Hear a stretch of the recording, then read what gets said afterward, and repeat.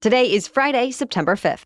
We'll tell you about an especially heated hearing on Capitol Hill as senators from both parties grilled Health Secretary RFK Jr. Also, President Trump's new name for the Defense Department and the storms that could impact parts of the U.S. starting today. Plus, we're remembering a fashion icon, explaining how American Eagle's been doing since its controversial ad campaign, and telling you how a 9-year-old skipped the lemonade and found a sweeter way to make his neighbors smile. Those stories and even more news to know coming up. Welcome to The Newsworthy. All the day's news in around 10 minutes. Fast, fair, fun, and on the go. I'm Erica Mandy. Thanks so much for being here. You ready? Let's do this. It's being called perhaps the most combative congressional hearing of the year so far.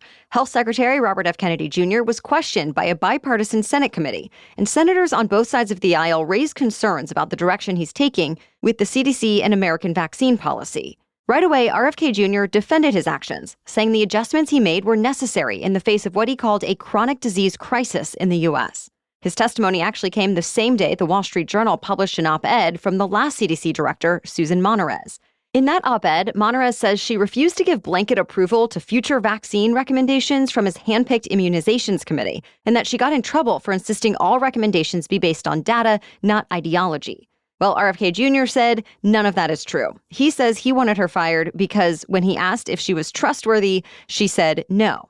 At one point, Kennedy told lawmakers he did not know how many Americans died from COVID-19 and did not know whether the vaccine helped, since he says there was data chaos. A Democratic senator raised his voice at that point, asking, quote, "How can you be that ignorant?" And a couple of Republicans told Kennedy he was undermining President Trump, specifically the successes of the COVID-19 vaccine program the president launched in his first term.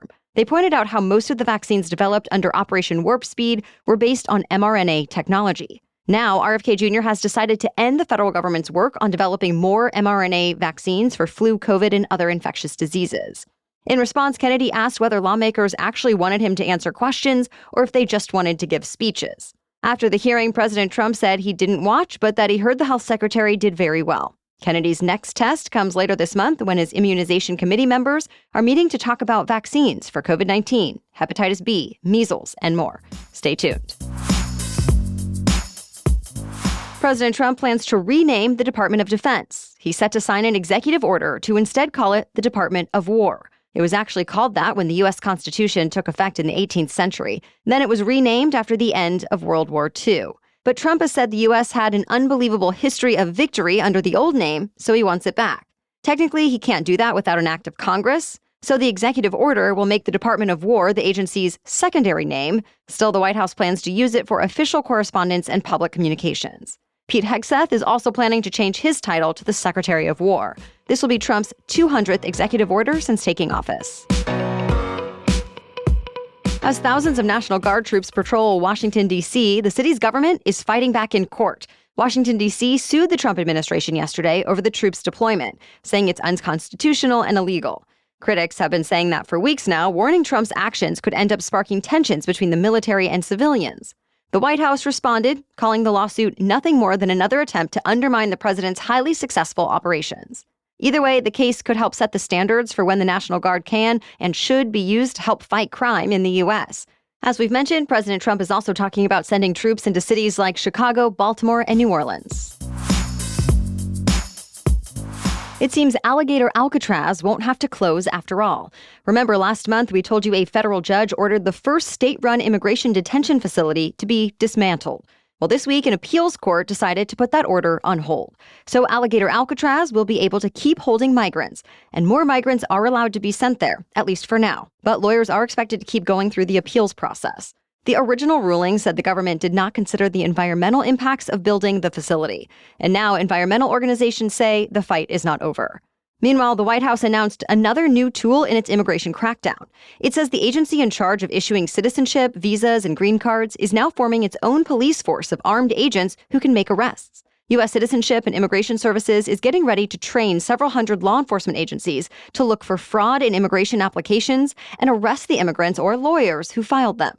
Until now, the USCIS was purposely kept separate from immigration enforcement so immigrants could feel comfortable submitting their personal information to the government and showing up for their interviews. But even before this new force was announced, agents from Immigration and Customs Enforcement under President Trump have been arresting immigrants at their interviews. So Trump officials say the new agents should not make much of a difference for most immigrants who make legitimate requests, just those who lie on their applications. To be continued.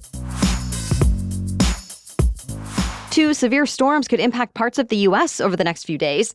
First, there's Tropical Storm Lorena. It's expected to move into northwestern Mexico soon, and it could bring some heavy rain and flash flooding to the American Southwest today and tomorrow.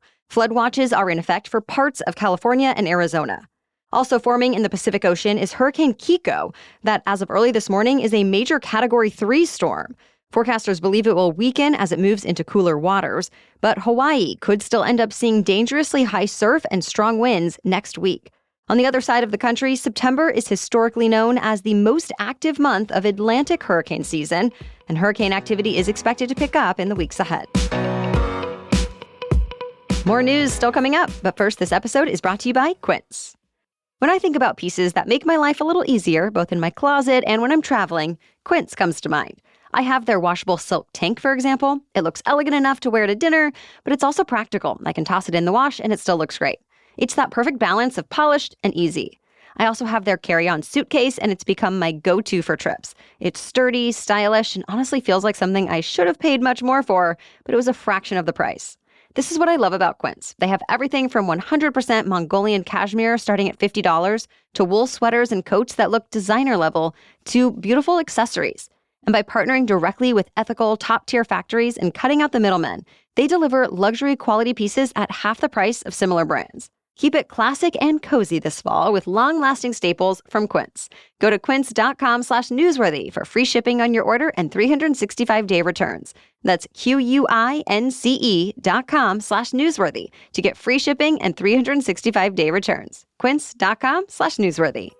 Now back to the news. President Trump hosted dozens of the biggest names in tech at the White House last night. We're talking about the leaders of Meta, Microsoft, Apple, Google, OpenAI, and so on. One notable exception was Tesla X and SpaceX leader Elon Musk, who was once one of Trump's closest allies. Musk wrote on social media simply that he could not attend. At the dinner, President Trump explained all the ways the government is making the U.S. more welcoming to technology development, like making sure there's enough energy to meet the power demands of data centers, lowering business taxes, and more. Then he went around the table asking each executive to talk about their plans to expand in the U.S. Earlier in the day, First Lady Melania Trump hosted many of the same executives at a White House event focused on artificial intelligence. She said teaching students AI literacy from an early age is key to American success, and she encouraged the tech leaders to expand AI responsibly. The leader of another prestigious university has stepped down. Northwestern's president, Michael Schill, resigned in the face of White House pressure. The Trump administration has been criticizing the university over its handling of last year's campus protests. Northwestern had nearly $800 million in federal research money frozen, impacting hundreds of scientific projects and more than 400 jobs. The university has been trying to negotiate with the White House to release that funding. It's not clear if Schill's resignation has anything to do with those negotiations. But in announcing his resignation, Schill did say the university is facing serious and often painful challenges, and that it's critical to protect the university's research mission. The White House just says it looks forward to working with a new leader, but Schill will stay on as president until a new one is chosen. The world is saying goodbye to an iconic fashion designer who was known for styling A-list celebrities and bringing power suits to America. Giorgio Armani died at 91 years old in Milan. He debuted his first collection in 1975 at 40 years old, determined to make an alternative to heavy, bulky suits that were trendy at the time. So he came up with a more streamlined design that really took off in the 1980s. Armani was also widely credited as one of the first designers to recognize and harness the value of the red carpet by offering his services to rising stars. Over time, his name became synonymous with luxury, and his business empire was worth billions. He actually worked up until his final days. Following news of Armani's death, tributes have been pouring in from other fashion and entertainment megastars like Donatella Versace, Leonardo DiCaprio, Julia Roberts, Reese Witherspoon, Morgan Freeman, and many more. The American Eagle campaign that went viral this summer seems to have been hugely successful, despite, or perhaps because of, backlash. It's the one featuring actress Sydney Sweeney and the Good Jeans tagline. The company says it was always about jeans, as in denim, but critics say it was clearly a play on the word genes, as in genetics.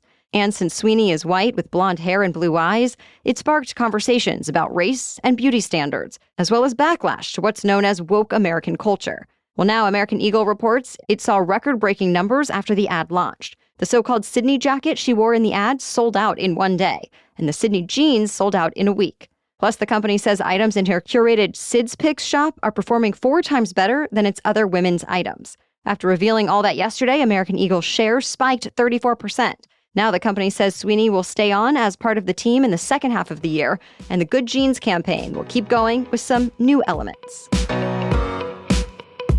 Well, that's it for the main news today, so now it's time for Feel Good Friday, when we bring you one extra feel-good or positive news story before the weekend. But first, a quick break to thank our sponsor.